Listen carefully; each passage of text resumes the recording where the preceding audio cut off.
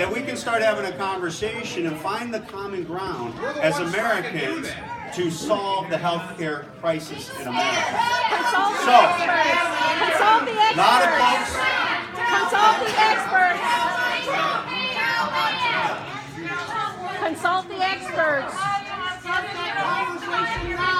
Amen. Let's start that conversation now. Yeah, it's on So you how to do reach we- out to us. You have What? to reach out to us about what we want, not what you want. I'm here. I'm here and I'm listening. So tell me, you want, what can we do together? That's why I'm here. I want to listen and I So what can we do? There are going to be issues we disagree on. I understand. You want to, if you support the No public health health, we're not savings part of it. account. No health But what can savings we do account. to improve healthcare in America? Now what do you want? Single payer. Make the subsidies on Obamacare. She has a question. Just so we're clear, I just want my record to be clear. I do not support single-payer health care, so if that's where I believe single-payer health care is bad policy for America. And that is based on input, that is based on sources and voices I've heard from across the 23rd Convention. So now the question is, what can we do beyond single-payer health care? Don't cut So the gentleman in the back suggested.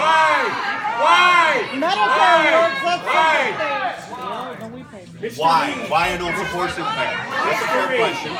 I will tell you why I don't support it. I believe single-payer health care is giving government too much control. It's going the other way of having government control how healthcare is delivered in America. And I don't believe that's the right policy for the future of this nation. When you empower government to that degree, that is very significant to it. And I understand you disagree. I got you. I hear you. And I'm just being honest with you. I'm just being honest with you where I'm representing. So the gentleman had a suggestion, how can we make then healthcare affordable? Even in a single-payer healthcare system, you still have the cost of healthcare to deal with. Hey! Who said that? Negotiate drug prices. Well, let me let you in on something. I support that. Can I get a clap out of you for that? I'm so happy you're so happy. So we support opening up the competition to force pharmaceuticals and drug prices. Can't to privatize engage it. in that Cannot competition. privatize So it. that's where we can find No. common ground. No. And that's what I'm here to try They to need do. regulation So I too. appreciate that feedback. They need regulation too. What other- yeah, go ahead. Pharmaceuticals. What is the rush? What is the rush? Quiet down. Here you go.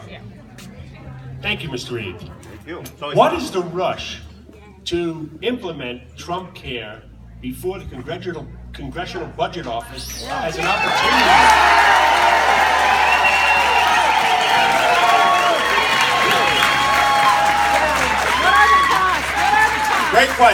Great question, and that's a question I raised when we got back to DC at the last town halls that we were there. We voted on it in committee, okay? So where we are going to the floor in about 2 weeks, the score will be finished.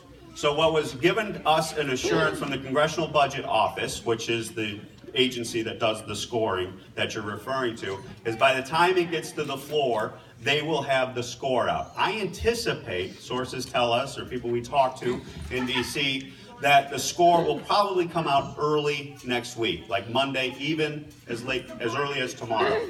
So we will have a full score. We will have a full score on the bill in the floor. Why did we vote for it in committee? Because this is the process of legislating. This is the process of legislating. So work being done in the committee is not the final product. What we voted on in the committee in Ways and Means was just a piece of the entire legislation, because you had committee work being done in Energy and Commerce, which is another committee in Washington, D.C. And you had another committee in Education that was working on another piece of it. So all of these pieces are moving through the process. Also, also, one of the reasons why I did support the committee action on the work, because we knew we were going to have more of these town halls. So this gives us an opportunity to come back. You have seen the legislation now. People have read the legislation.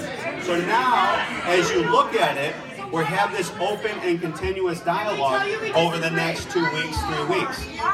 So, I hear that you disagree with that legislation. I hear it loud and clear. But I am here to tell you that we are going to move forward with that legislation.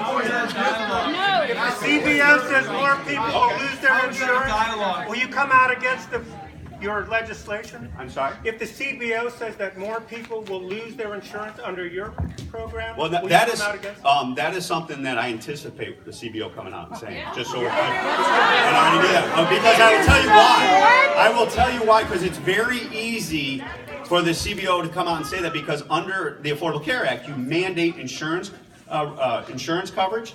We don't mandate insurance coverage. We give people choice, and so they, under the law, mandate it.